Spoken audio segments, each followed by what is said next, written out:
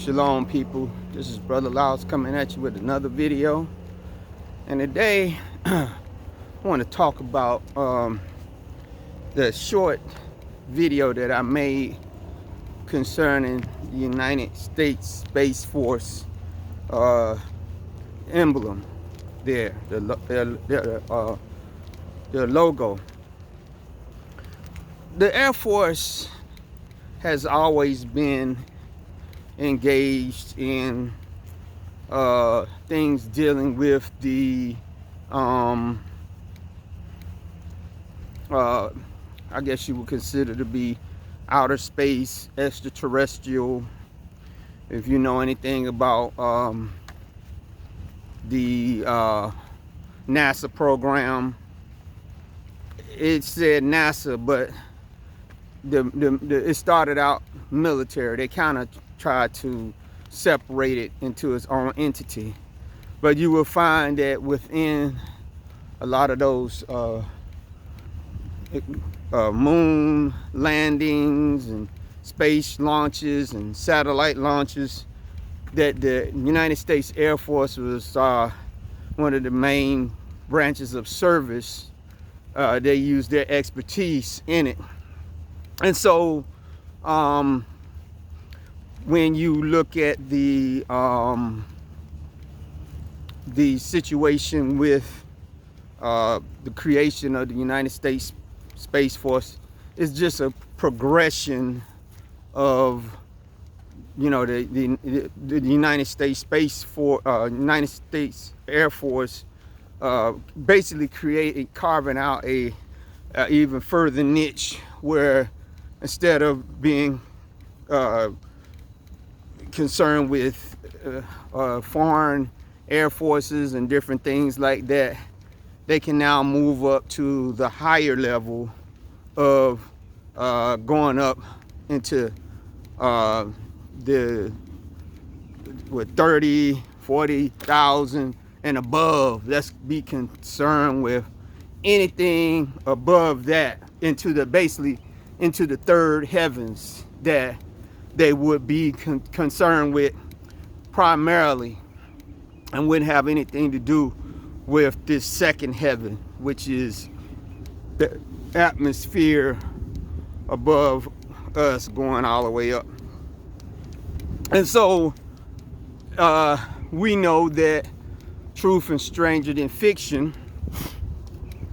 And even in one of the episodes of Star Trek back then, they had an episode where Star Trek, the Enterprise, went back in time to I don't know what they was trying to do, some kind of change, but they ran into this alien. His name was Mr. M or something to that effect.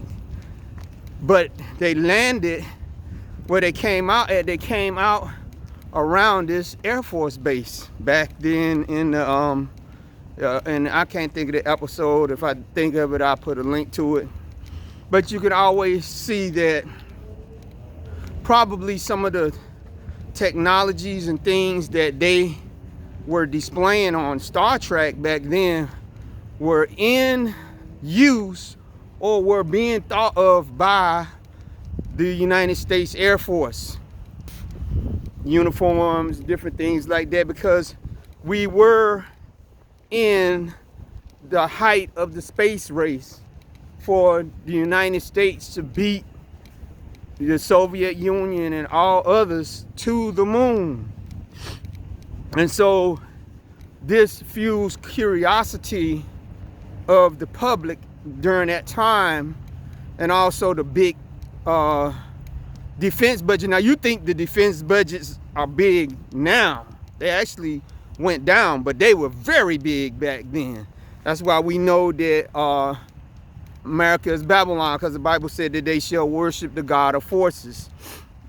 But anyway, you can see like I said, the fact that they have never let it be silent about their fact that they are explorers still, and that they want to still go to other places outside of the United States, outside of the planet, outside of the orbit of the moon, outside of this solar system, to explore and to conquer.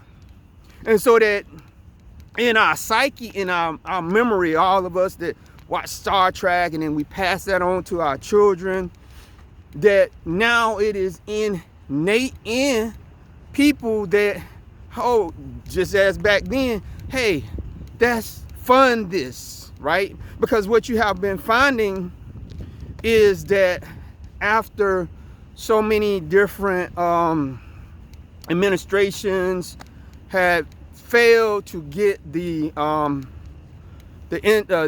space shuttle program running like they thought they would, funding started being cut, and a lot of stuff started being privatized with SpaceX and, you know, Virgin Atlantic with Richard Branson.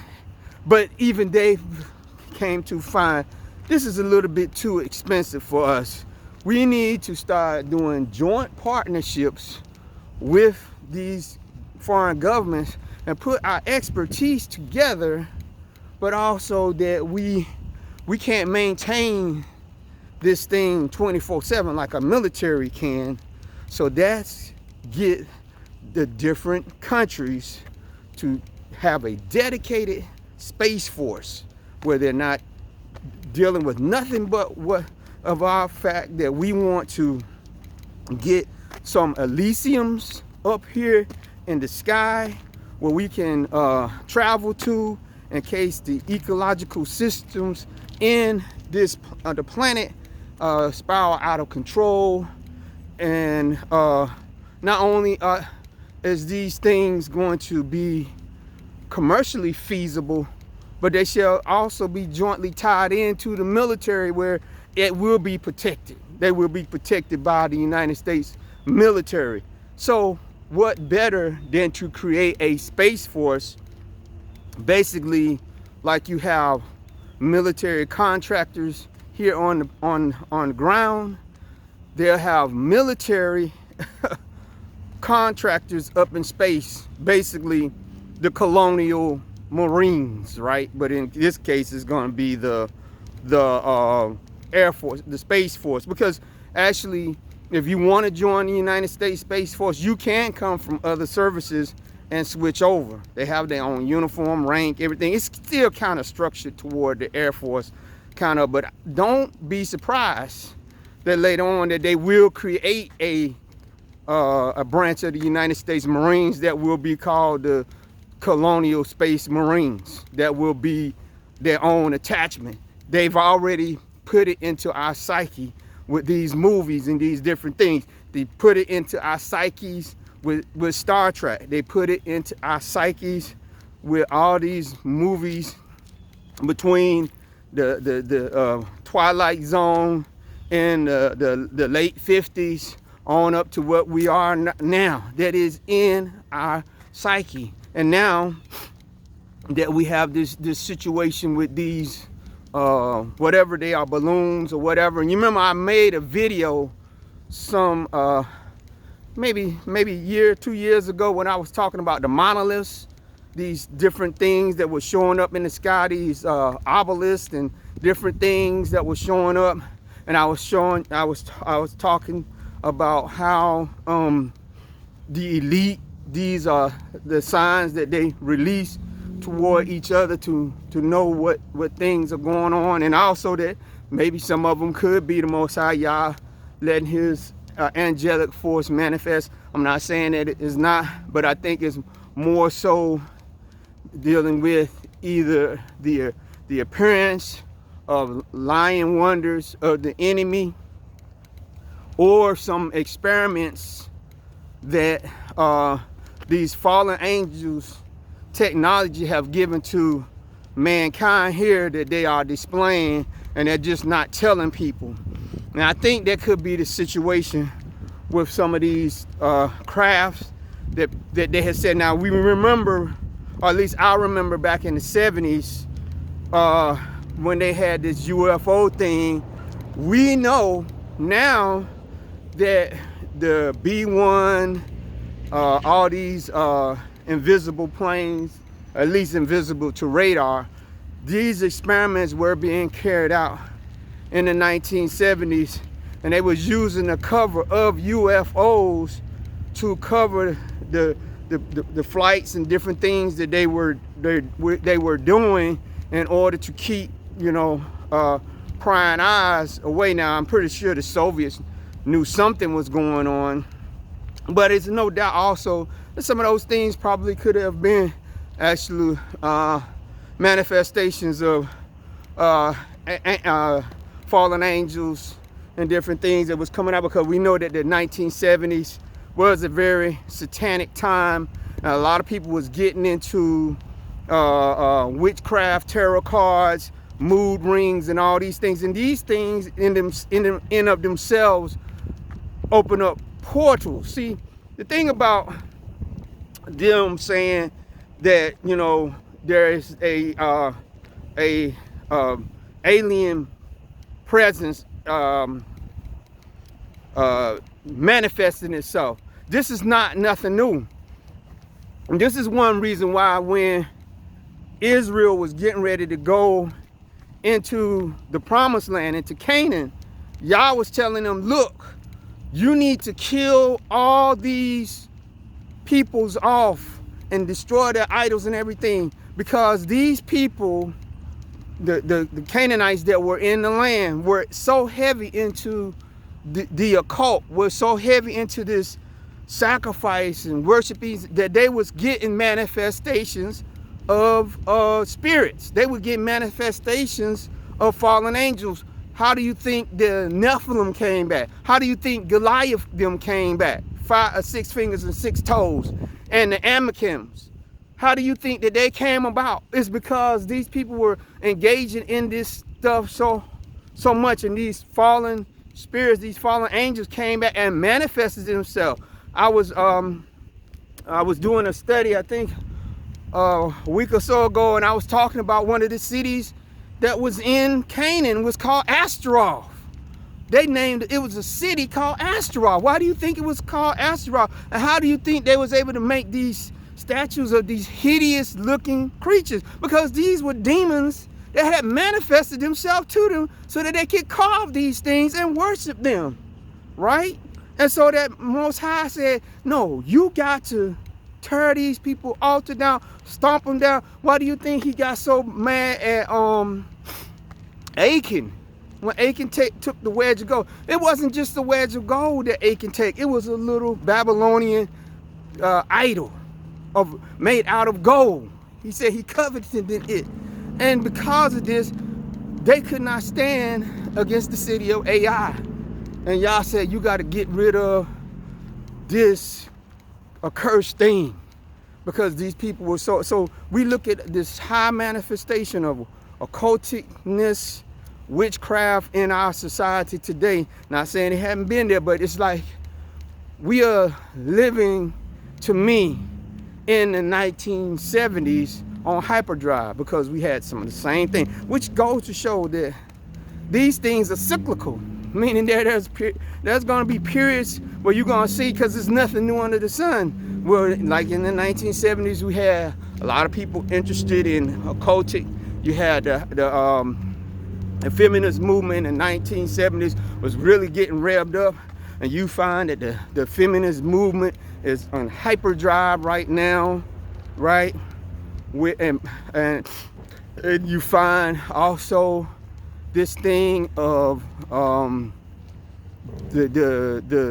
fight over abortion, right? When we know in the 70s, that's when it started, and they was trying to stop it, but the power of it was they was trying to deaden it, but they couldn't. So now we see that's going on. It's like, again, this 1970s in hyperdrive, because one of the things that was happening in the 1970s was they was going through several changes in NASA, and they kind of start moving away a little bit from the purpose of just landing on the moon, and then they start looking at, hey, we need to go to Mars and all these different things, right? And so now, like I said, with the United States Space Force, like I said, being created just a few years ago, there's been a resurgence in, we need to get a man to Mars. We need to establish a moon base, a permanent moon base, not one where they just go and leave some space debris and everything. We need to actually go and set up a moon base from which we can, from there, propulse into Mars or some other distant place. So again, it was just showing you that art imitates life, right? It's not the other way around. Now, are they going to succeed? No, I don't think they are. I do believe that they have definitely landed on the moon several times. I believe that, but I don't believe that they was able to stay as long as they wanted to. I was looking at something about the moon landing last year, and it was talking about how when they went to the moon, one of the reasons why the astronauts couldn't stay on the surface of the moon as long as they wanted to, because of the way the dust was, how it got into their space suits, and it was wreaking all kinds of havoc, and they had to hurry up and basically get them off of there before those suits they had would have been totally rendered useless. But they said that they was able to, and I looked at a report a couple of weeks ago where it was talking about they have made some improvements on the spacesuit that they believe that they can get, at least I said they believe they can get people back on the moon, and that they will be able to stay a little bit longer than they have been. So they're working on that because, again, they understand that this planet is going to be havoc wreaked, not just by them, of course, what they're doing, but what the Most High is going to do to this planet. He's got to tear this planet, wreck this planet up, because there's so much stuff on this planet that has been contaminated, has been forfeited to be of any use, that when he comes back, he's going to have to renew it. The Bible said he's going to do that by fire. Now, you know my belief that the sequence of how these things were placed in our Bible, it's kind of, suspicious to me how certain things, when you read certain books, and these books are supposed to all jive together, but when you look at them, it seems like something is not jiving, and maybe because, like I said, these people have had the books so long. Now, you ain't talking about the apocryphal books. I'm just talking about the Torah and the New Testament. They have had a chance to rearrange different things, I believe, to mess us up on the sequence of how things is. Even, like I said, when they put the Bible together, it's not in sequence. It's not how it was, at least that's how they try to make you think. You gotta, that's why he said we gotta study to show ourselves approved. But know this, they are following after the same pattern that Nimrod knows, that are the Tower of Babel. Their clarion call is, well, did not the Most High say, if I don't separate them, nothing that they imagine to do, they won't be able to do? So that they understand the mandate for them to come together even if it's around evilness, that if the Most High don't intervene, nothing that they imagine to do, not being able to destroy the Most High. Now, we know they can't do that, but they would love to try to do anything to alter his prophecy, and therefore, if they could alter, if they could alter any of his prophecies, then they could say that his word is not true. And we know that the Most High never let that happen. So the United States Space Force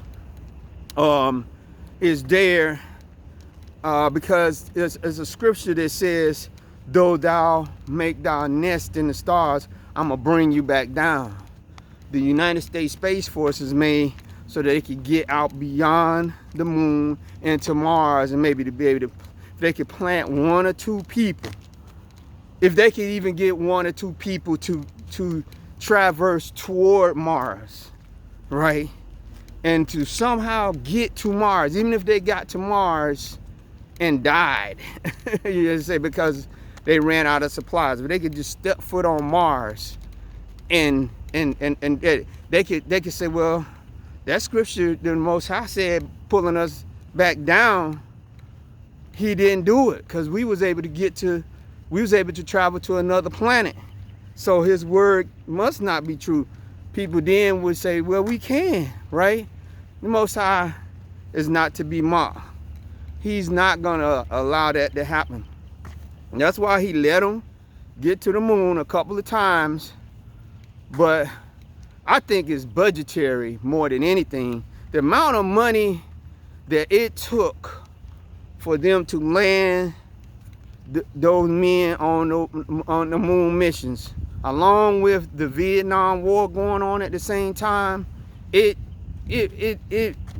is one reason why they opened up the market to China, because the manufacturing base of America, right? The wages that they were paying people in Detroit and all these other places, these companies and everything, they wasn't gonna be able to keep it up.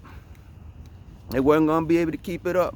And so they had to say, we gotta go to China, right? These corporations and all these, they said, we gotta go to China because we can no longer sustain paying these workers this amount of money and to continue on being able to do what we want to do to get the elite out of here, right? And so, you know, that's why you find that even with some of the military hardware that the United States uses, some of the components, some of the electronic and chips components is made in China because it's cheaper. Because it's not about the United States. It's not about Russia and all this. It's about the elites trying to get off of this planet because they first realized that they in themselves have rendered it poison, toxic waste, the entire Pacific being irradiated by Fukushima. Because do you hear anything else about Fukushima?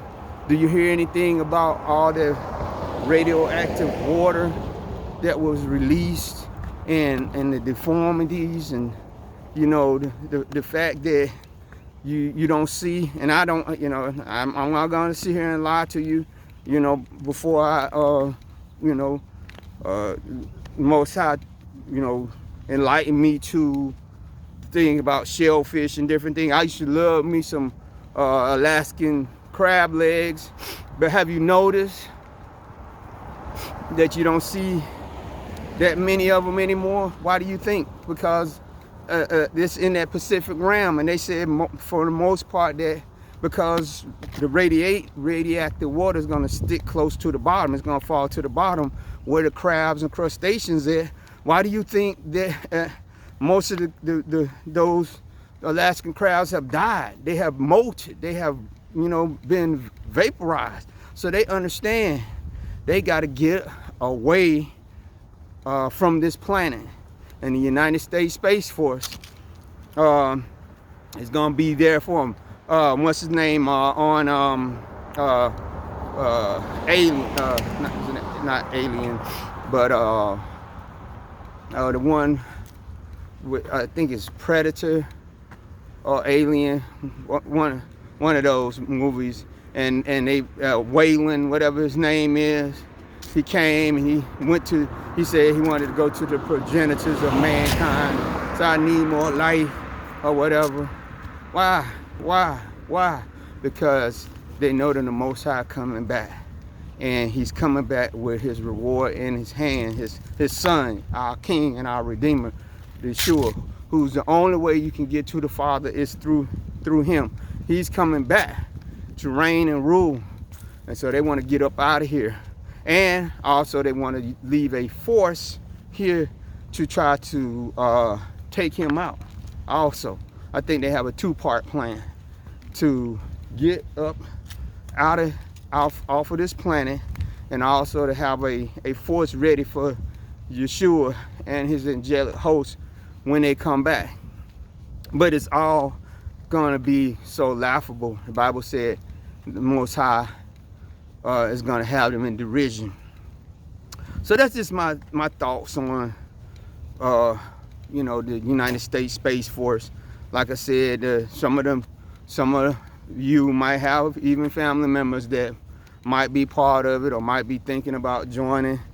I'm not going to tell you one way or the other what you should or should not do, right? I was in the military 20 years, albeit I didn't know the things that I know now. I knew some things that, a little bit, but, knowing about who we are and just not be, still kind of being a true believer, if you want to say, in this American system. I kind of still had that sickness back then, but, who am I to tell those that have not woken up to drop everything cold turkey? And, like I said, you get what you can get. The time of the Gentiles is not over yet, so we can't go hide in a corner somewhere. We have to do the best we can. But I do believe at some period, if you find out what the nefarious plans these people have, that sometimes it's time to ditch and get out of here. Let the Most High lead you in that. But with that, I'm going to ask you to continue to pray for me and my family. I want you to give this video a thumbs up. I want you to subscribe, and I want you to leave a comment. Be blessed.